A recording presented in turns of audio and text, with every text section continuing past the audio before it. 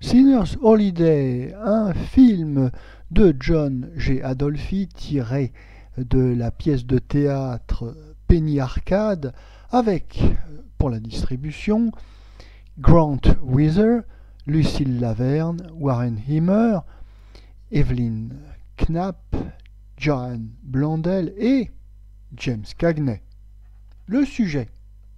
À Coney Island, petite station balnéaire de New York, Lucille Laverne tient un stand de machines à sous, ce qu'on appelle une penny arcade, petit commerce pour lequel elle se fait aider de sa fille et de son fils, James Cagney.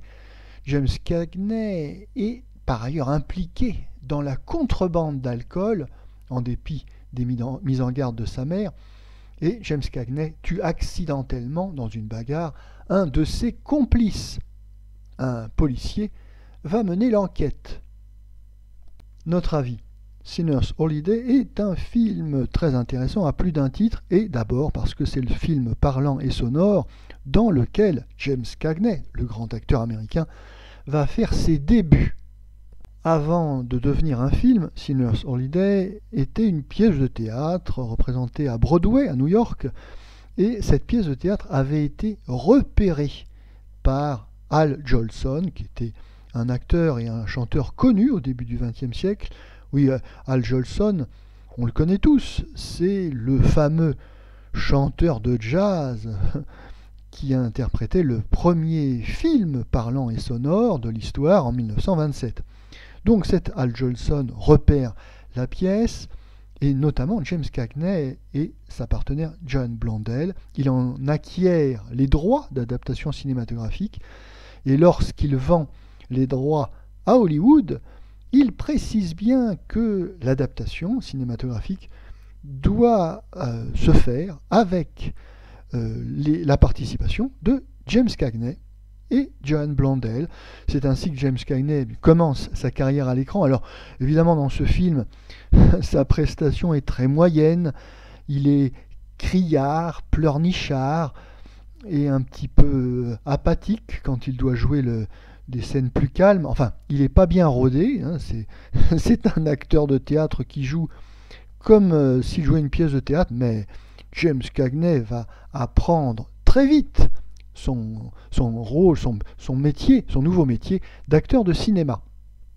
Mais les débuts à l'écran de James Cagney ne sont pas le seul intérêt de ce film. Sinner's Holiday, c'est un film bien construit et qui a l'avantage d'être bien ramassé et dense. Oui, le film fait tout juste 1 heure de projection et on est plongé dans l'atmosphère de la fête foraine dans un lieu emblématique de New York, c'est-à-dire la petite station balnéaire de Coney Island. Les décors de studio ne sont pas bien convaincants, mais c'est pas bien grave. L'atmosphère de fête foraine est bien reconstituée malgré tout, et on se laisse convaincre, d'autant plus que l'histoire est, comme je le disais, assez intéressante et se laisse regarder avec plaisir. Ce que l'on va observer aussi avec attention, eh bien, ce sont les petites contraintes de la réalisation en ce début de l'ère du cinéma sonore et parlant.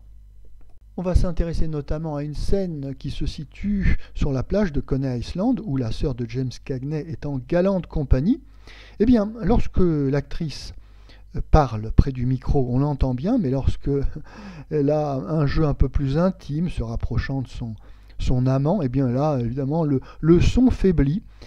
Oui, c'est bien les contraintes de la captation sonore du début du cinéma parlant. Mais on a affaire à un réalisateur malgré tout astucieux qui se permet certains trucs de narration qui étaient impossibles au temps du muet. Par exemple, lorsque la sœur de James Cagney et son amant se rhabillent derrière les colonnes du ponton de Coney Island, eh bien, la caméra filme une colonne, puis l'autre, et les personnages dialoguent sans qu'on les voie, mais le spectateur, bien sûr, comprend l'échange. Ce petit truc qui était bien sûr impossible au temps du cinéma muet. Sinner's Holiday est un spectacle charmant, Preuve en est que le mélodrame n'est pas condamné à la médiocrité. Non, non. On apprécie particulièrement les dernières répliques et la petite conclusion du film qui laisse le spectateur songeur à la fin de la projection.